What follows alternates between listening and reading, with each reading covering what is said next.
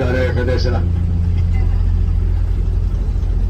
Now the plants that we're going to be floating over are known as the yellow pond lilies. And these yellow pond lilies were used by the Native Americans in their diets.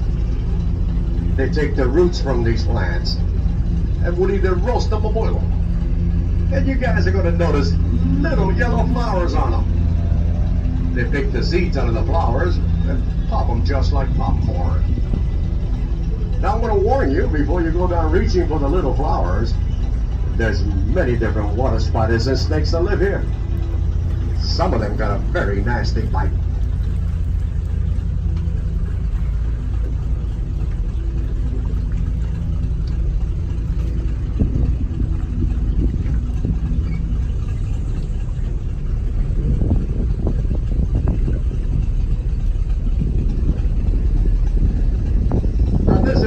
Everglades is made up of about 5,000 square miles of wet prairie.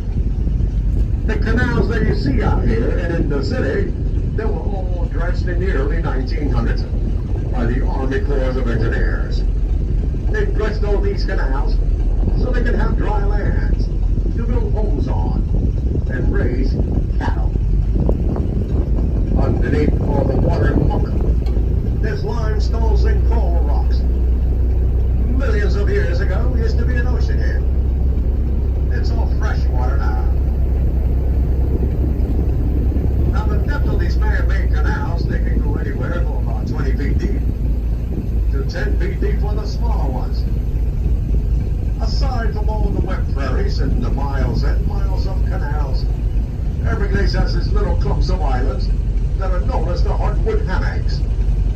And these hardwood hammocks, they make a nice habitat for many different species of birds. You're also going to get the black bears, the white-tailed deer. We've got wild hogs out here along with foxes. As far as cats, there's plenty of bobcats. It's unfortunate the beautiful Florida panther is dwindling quickly, almost to extinction. Their biggest of them is the automobile.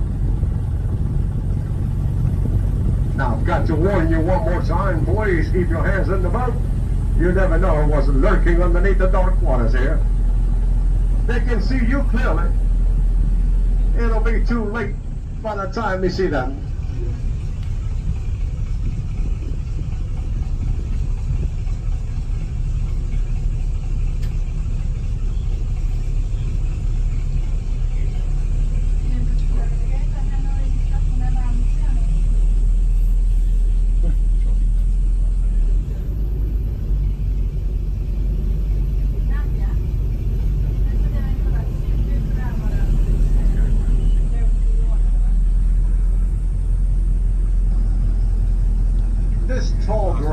That you see out here, it's called the cattails.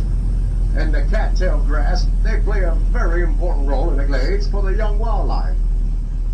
The little guys, like turtles and snakes, birds, and even baby alligators. They're going to hide back in there from the larger predators. We've got raccoons and hawks. There's also large fish and snakes. Don't forget the adult gator.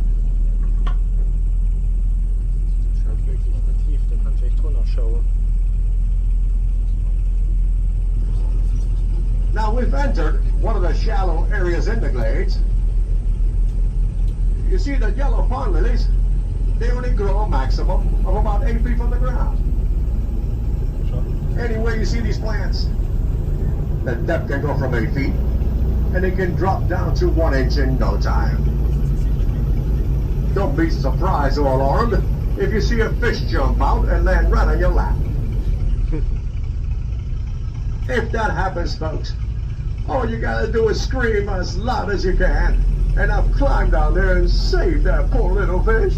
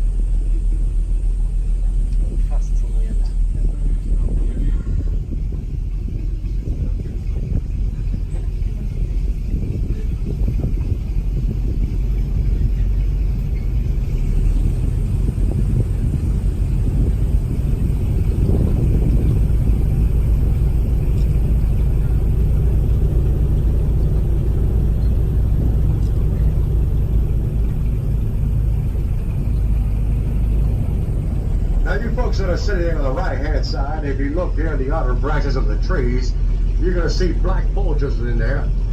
Out here sometimes you see the turkey vultures. They're the ones with the red faces on them. They're also known as buzzards, and they do a nice job out here trying to keep the areas free of bacteria and diseases. They are the cleanup crew, and believe it or not, the buzzard is the cleanest bird in the glades. They bathe about 5 times a day. You guys on the left-hand side, if you look on the banks here, just over the side, over the top of the grass here, you see a pair of white ibises on the banks. They're the white birds with the funny-looking orange beak and legs there. They got a nickname called the hurricane bird. During a storm, they're the last birds to leave, and the first ones to come back when the storm is over.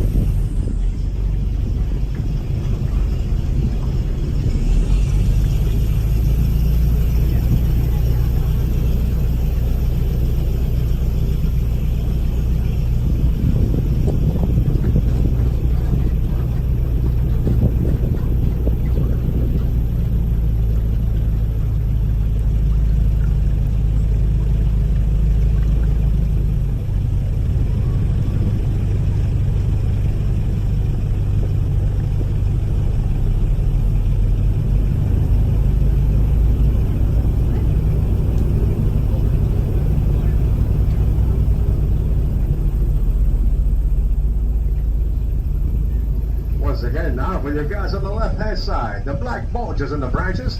Look around, you might see a turkey vulture with a red face. And on the right side, standing on the banks, the pair of white ibises, known as the hurricane birds.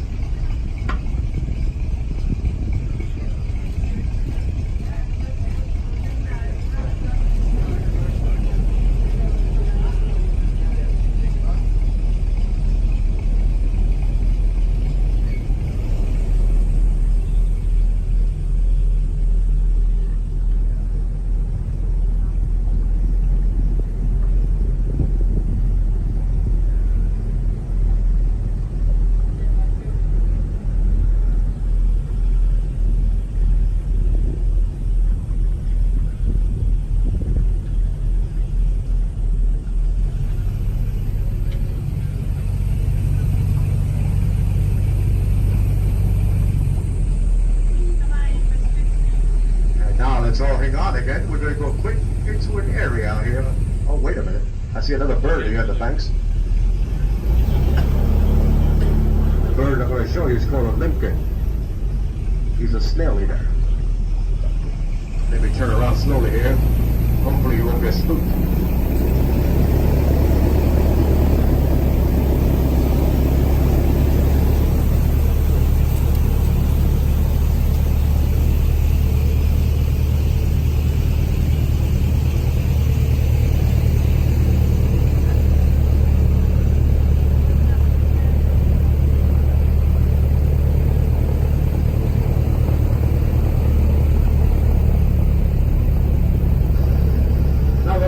Will use his beak to break the shell open and dig the snail out. And the reason they got the name limpkin, when they're walking around the edge of the banks, they seem to have a little limp in their walk. You're going to see him over here in the front right, standing on top of the rocks there underneath the trees in the shade, right by the water's edge. He's brown with white specks all over his feathers. Right here on the right-hand side.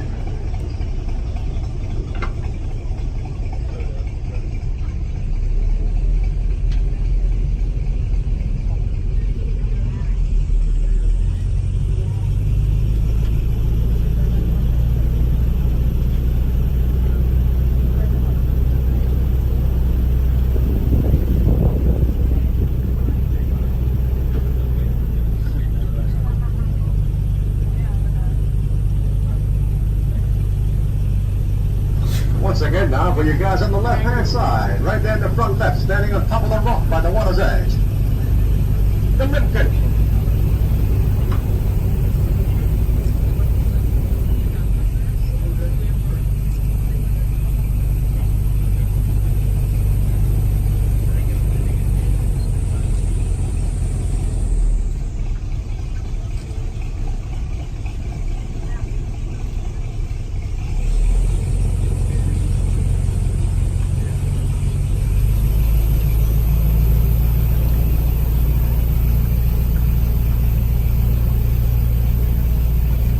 Okay, now let's all hang out. We're going to go into the flats.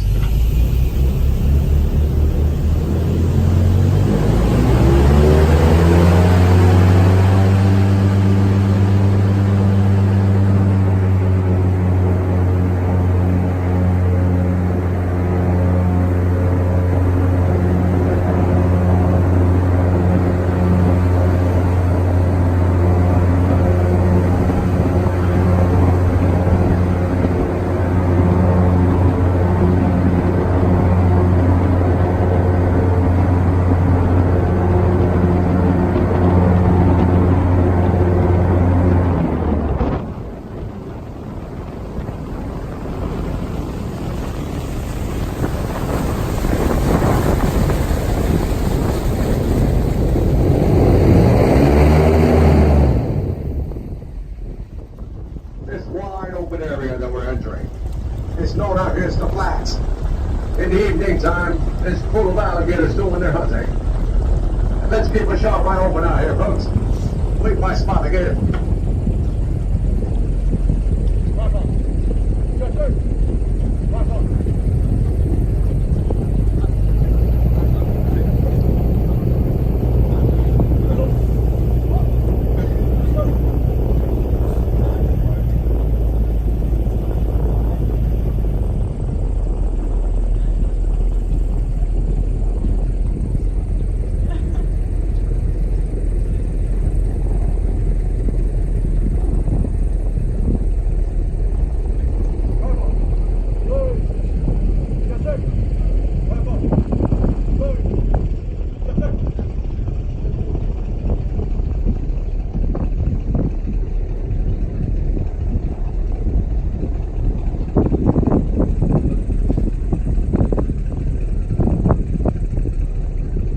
Oh, we got a gator.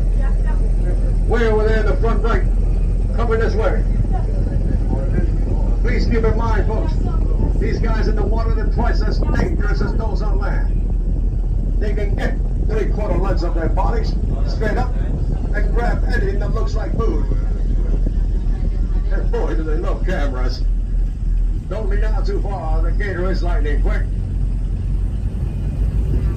He's headed this way here on the left side of the mission.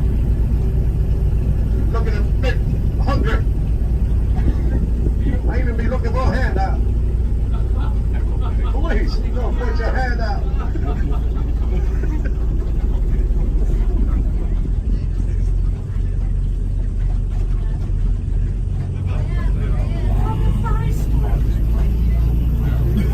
Alter Michaelis.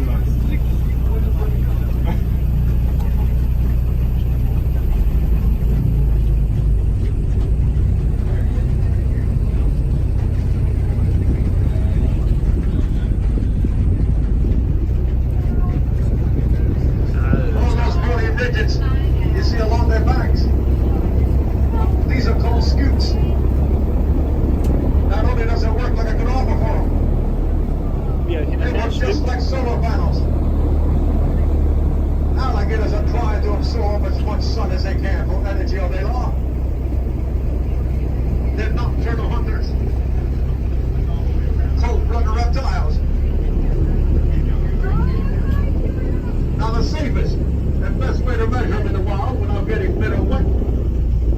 Folks, all you gotta do is look in front of the eyes, and they go to the back of the nostrils. Simply convert the inches into gap to feet, and you're gonna get the approximate length of this gator. I'll tell you right now, it's a lot easier than splashing around out here with a tape measure.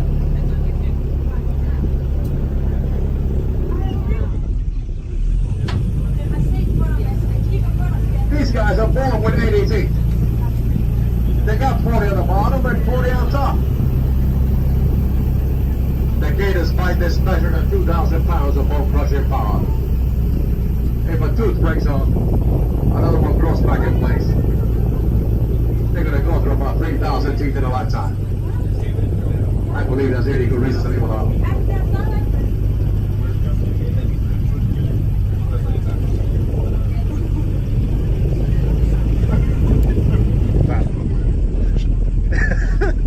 Tu ist er.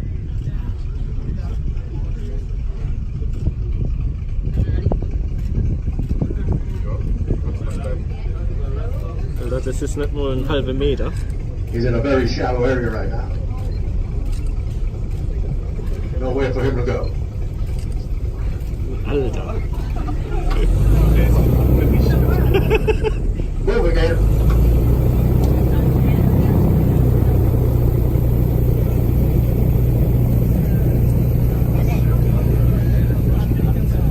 Aber brutal.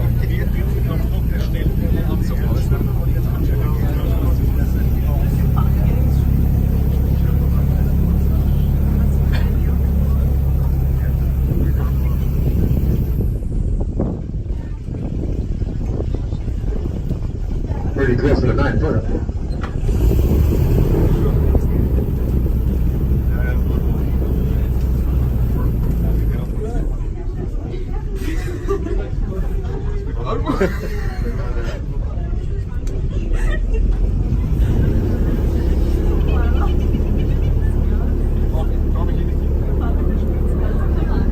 We'll see you later, Gator.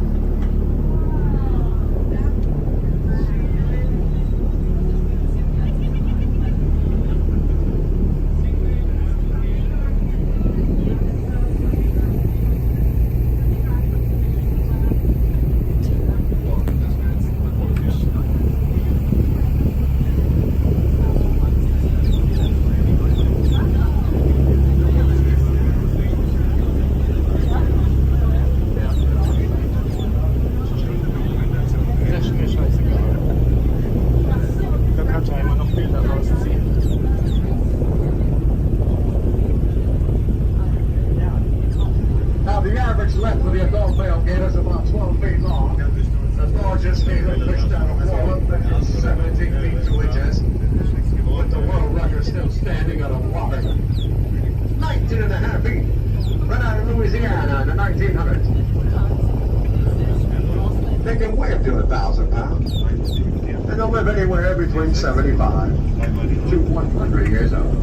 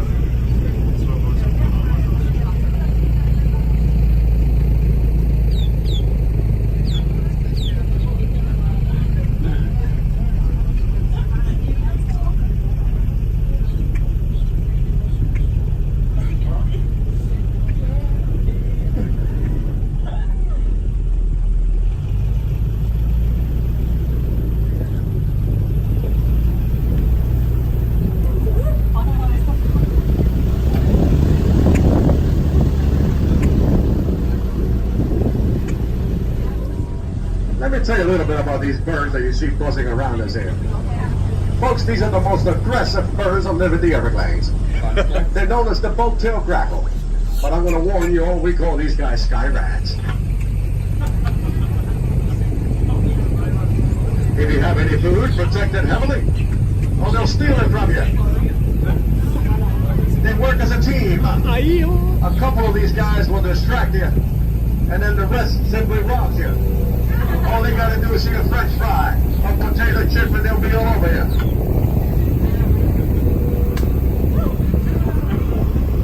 The females are the small brown ones, and the males are the larger black and blue ones. However, the females outnumber the males. 7 to 1. There's no wonder the poor guy's black and blue. I warn you folks, beware of these motel grackles or sky rats.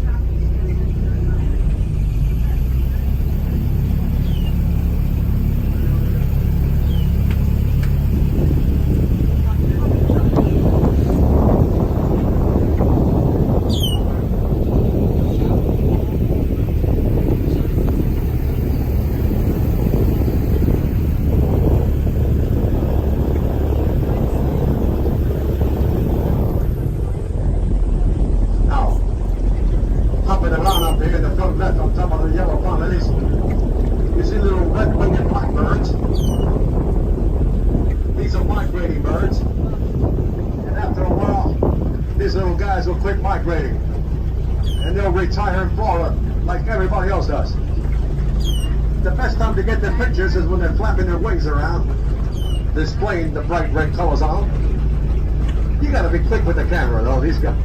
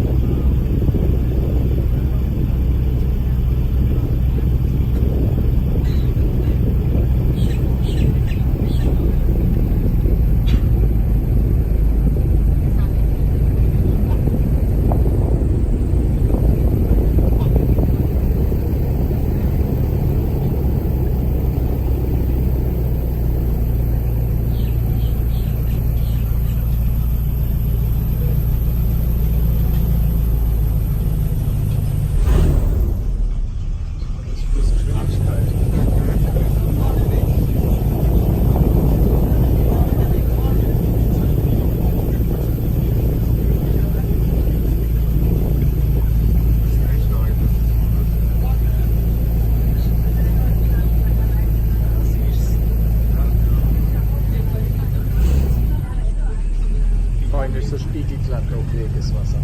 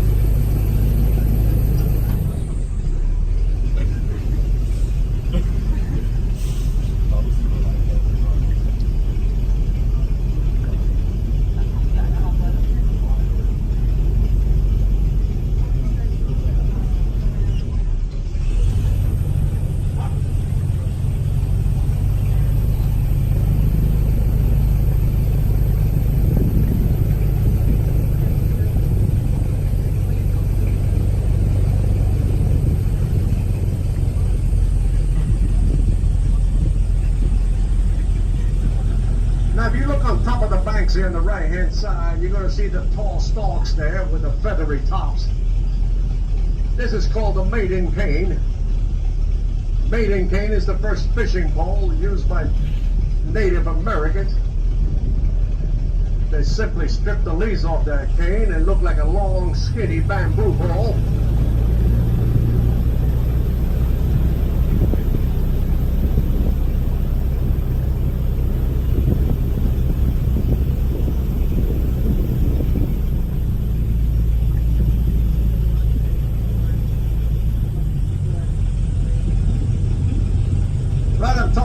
next on the left side.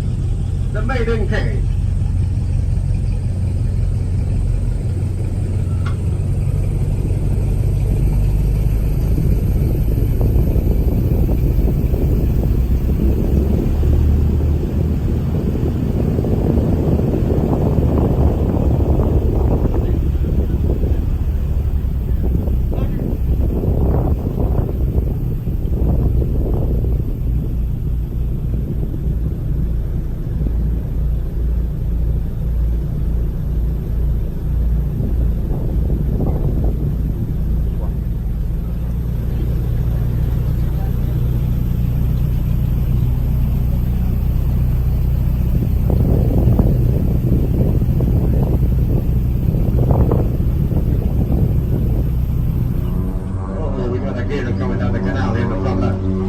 The edge of the yellow quantities. Not quite as large as the other guy.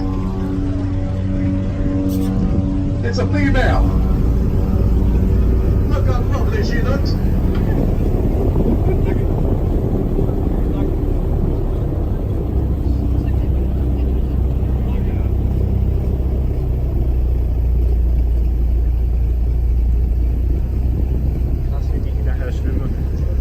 Now, in case you're wondering how I can tell this alligator's a female, just by looking at her.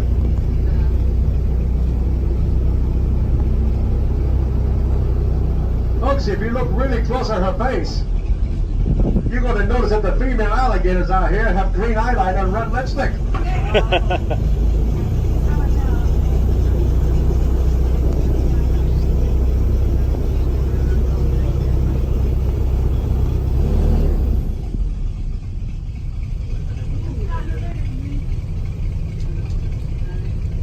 There's no way you can tell by looking at the gator if it's a male or female. Their behavior is what gives these guys away. Male gators are very aggressive and territorial, especially during their mating season. They will fight desperately for their lady friend. The only time the females get aggressive is when they protect the nest. You go anywhere near the nest, she'll tear you apart. For the most part, females out here, they only get as long as 9 feet in length. Anything over 9 out here's got to be a male.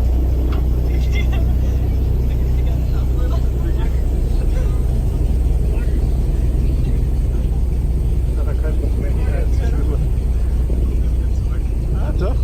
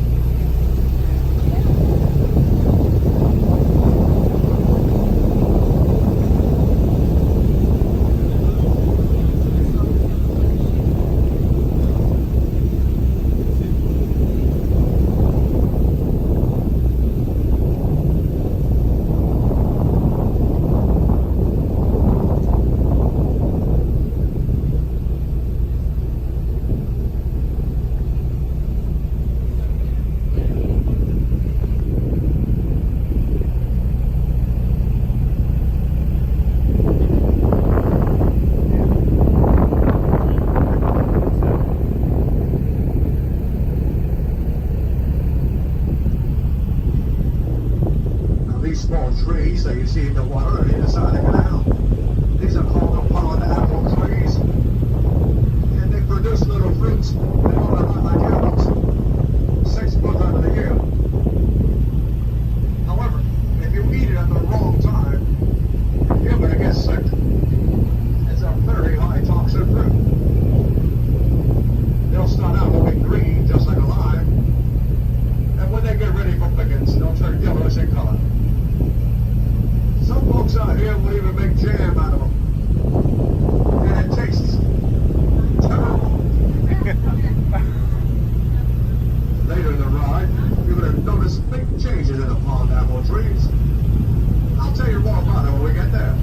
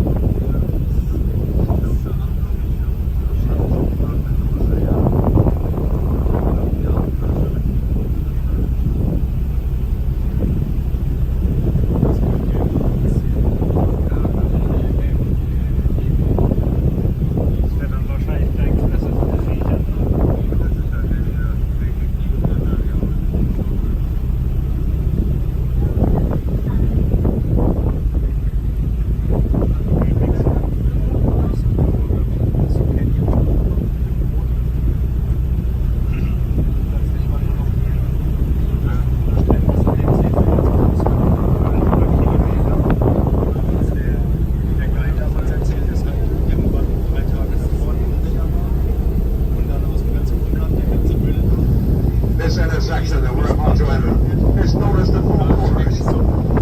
This when two canals crisscross each other.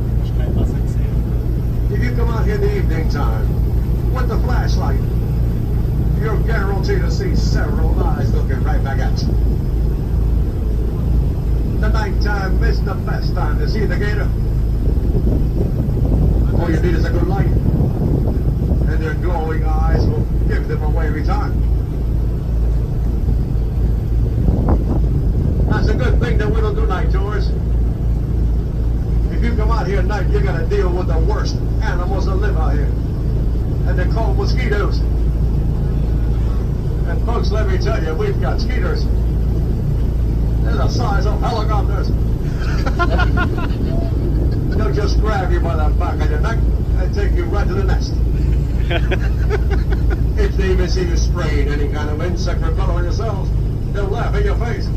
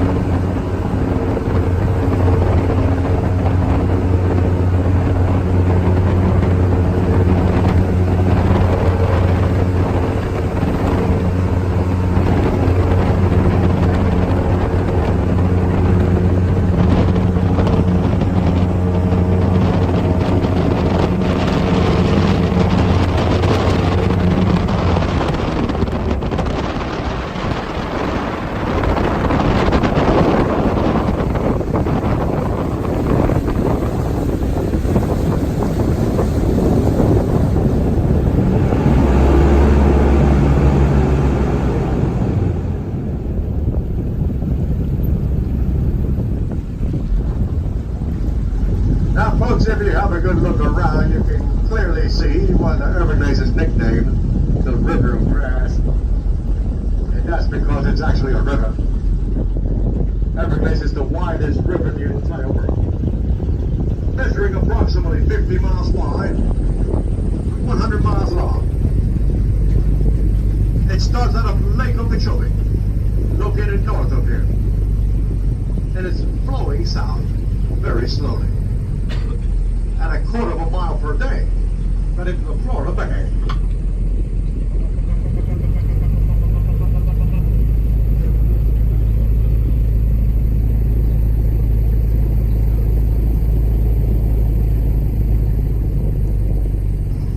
Now, the most dangerous alligator out here is the one you don't see. Alligators can hold their breath for 45 minutes to an hour if the temperature's up to 101. As the waters get cold out here, they'll hold their breath even longer, up to 6 hours at a time. The gator can also swim at 18 miles an hour.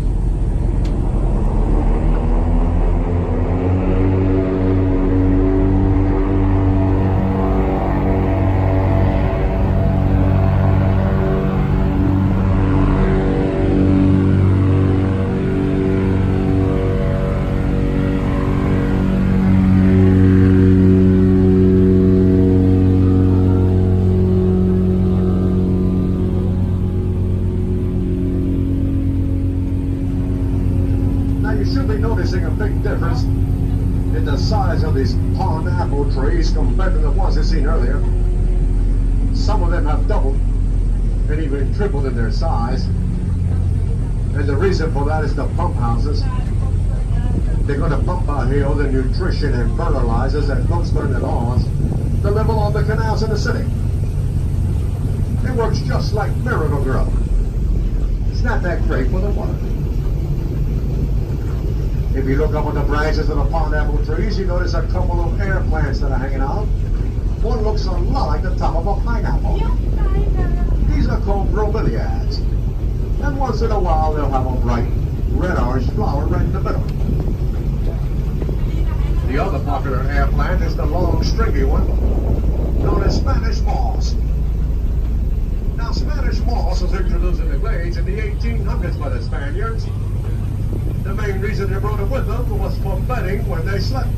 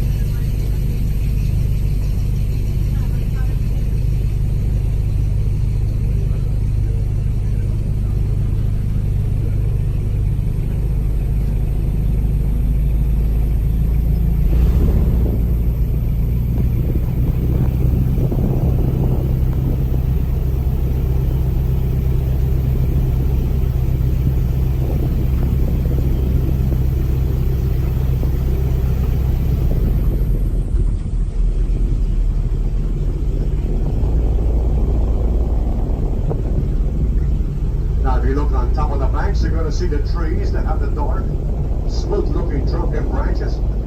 They're like reddish-brown in color. These are called the gumbo limbos, and the Native Americans, they use that gumbo limbo as a place to set up a campsite. Wherever that tree grows, it hardly ever floods. We call them the tourist tree. If you look closely at the trunks and branches, they got red peeling bark coming off the. It reminds us of what some tourists look like when they sit in the sun too long.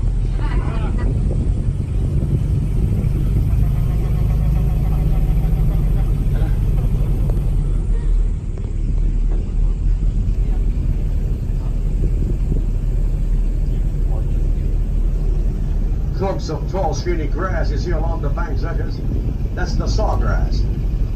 And sawgrass is a sedge with an edge. It's going to have little tiny teeth all along the tall, skinny blades. If you just happen to brush up against it, it can cut you like a knife.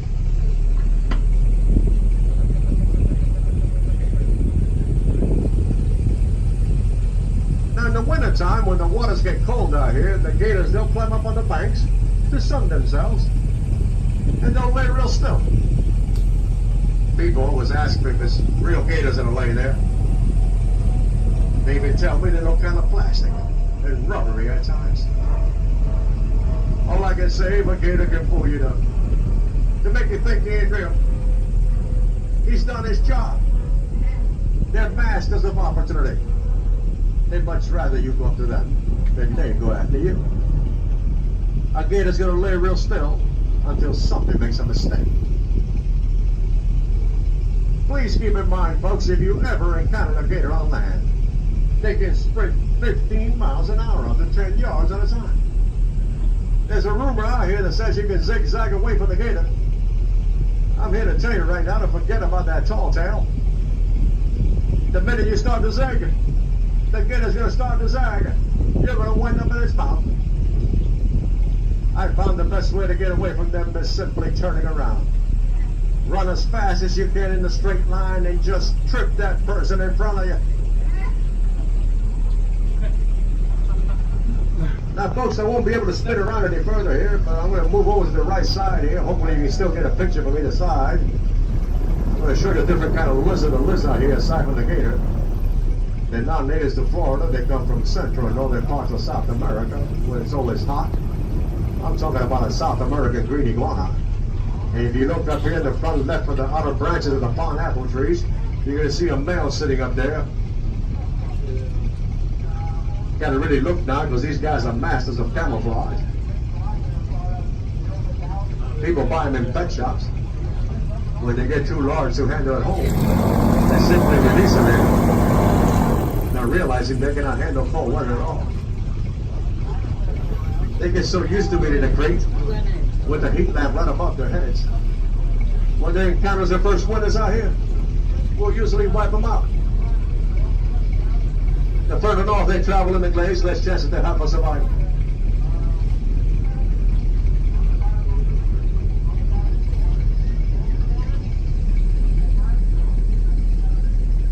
Now, folks, I'd like to take the opportunity here and thank you all for coming out and visiting the beautiful, unique Florida Everglades.